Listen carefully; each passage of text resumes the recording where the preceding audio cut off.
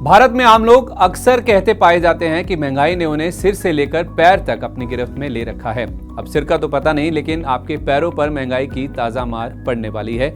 इसका कारण है ब्यूरो ऑफ इंडियन स्टैंडर्ड यानी BIS का नया नियम। BIS ने बाजार में बिकने वाले सभी जूतों के लिए नए क्वालिटी स्टैंडर्ड जारी कर दिए हैं। BIS के नए मानकों के आधार पर बने जूते ज्यादा मजबूत और टिकाऊ तो होंगे, लेकिन साथ ही महंगे भी होंगे। जी हाँ, नए मानकों के लागू होने से 1 अगस्त से जूते, सैंडल और चप्पल महंगी हो सकती हैं। इन स्टैंडर्ड में जूतों की क्वालिटी, इस्तेमाल होने वाली सामग्री और सुरक्षा जैसे कई पहलुओं पर ध्यान दिया गया है।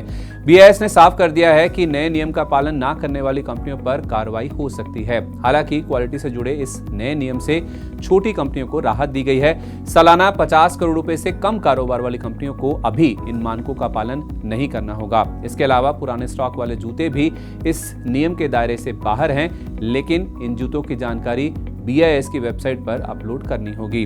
अब जान लेते हैं कि जूते चप्पलों को लेकर नए नियम क्या हैं। तो बता दें कि नए नियम के मुताबिक जूते बनाने वाली कंपनियों को अब BIS के 2 नए स्टैंडर्ड IS 6721 और IS 10702 का पालन करना होगा।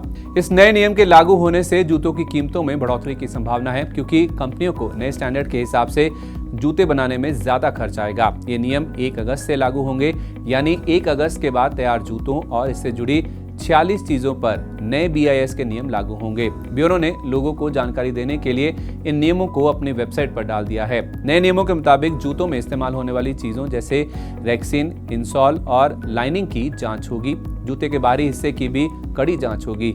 सरकार का मानना है कि नए नियमों से जूते मजबूत और टिकाऊ बनेंगे और लोगों को परेशानी कम होगी। अच्छी सामग्री के इस्तेमाल से जूते बनाने का खर्च बढ़ जाएगा, लेकिन ब्यूरो ने अभी ये नहीं बताया है कि नए मानक लागू होने के बाद जूते कितने महंगे हो जाएंगे या इस बढ़ोतरी को कैसे कम किया जाएगा।